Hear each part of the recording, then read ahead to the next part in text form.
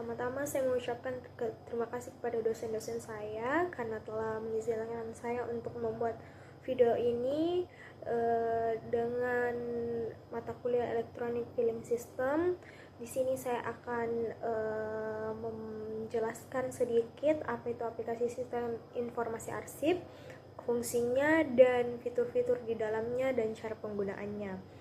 Nah, tapi sebelum itu perkenalkan, nama saya Fedora Putri Simbalabiran dengan NIM 4522321, kelas 3A, Prodi D4 Administrasi Bisnis. Baik. Nah, di sini saya akan menjelaskan sedikit apa itu aplikasi sistem informasi arsip. Nah, aplikasi ini berbasis komputer yang digunakan untuk mengelola, menyimpan, mencari, mengamankan, dan memelihara arsip dokumen atau surat secara digital agar lebih tertib, cepat, dan efisien. Nah, berikut ada fungsi aplikasi ini. Yang pertama itu menyimpan arsip digital. Nah, menyimpan dokumen dalam bentuk file, lalu klasifikasi dan indeks arsip, yaitu mengelola arsip berdasarkan jenis, tanggal, unit kerja, dan kode arsip. Lalu pencarian cepat, memudahkan kita untuk mencari cepat menggunakan kata kunci. Lalu mengamankan data, lalu memelihara arsip, lalu menyimpan laporan surat yang telah diklasifikasikan. Nah, berikutnya fitur-fitur aplikasi sistem informasi arsip.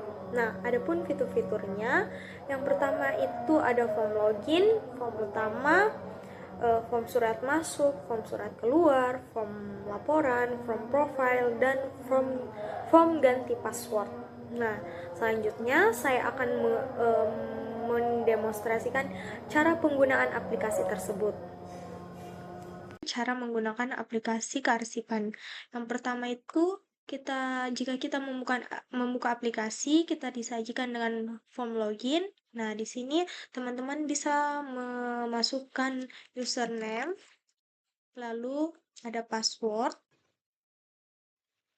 Nah, jika kita pencet login, kita akan beralih ke form utama. Nah, di form utama ini tersedia beberapa fitur, yaitu ada input surat keluar, input surat masuk, laporan, profile, ganti password, panduan, dan tombol exit. Nah, jika kita tidak tahu menggunakan aplikasi ini, kita bisa membuka panduan. Lalu di sini akan tertera bagaimana cara menggunakan aplikasi ini. Nah, yang pertama itu cara menginput surat, lalu ada cara mencari surat, lalu cara menghapus surat, dan cara keluar dari aplikasi tersebut. Nah, next, saya akan menampilkan form input surat keluar sekaligus form cara mencari surat. Nah, yang pertama ini ada form surat keluar. Nah, di sini kita dapat mengisi kode data. Nah, kode data itu yang keberapa surat ini masuk. Misalnya yang pertama berarti 1, lalu tanggal kirim surat, lalu nomor surat, tanggal surat, kepada siapa kita akan mengirim surat, perihalnya, isi ringkasan, kode arsip, dan file surat. Nah, file surat ini di mana link G Drive kita salin lalu kita masukkan di sini. Nah, jika kita membuka link G Drive tersebut, akan menampilkan lampiran surat tersebut. Nah, di sini juga ada tombol simpan, yang berarti kalau kita menekan ini, kita akan menyimpan data-data di atas. Nah, jika kita ingin mencari surat, kita beralih di sini, di search, lalu kita pencet, lalu misalnya kita akan mencari surat perkenalan. Nah, perihalnya kita cari. Nah, nanti bakal muncul detail surat di bawahnya. Lalu, jika kita mau mengisi surat, kita bisa menekan tombol ini. Nah, nanti akan muncul kosong. kosong. Nah, nanti jika ada tambahan surat, kita dapat mengisi di form berikutnya, form ini.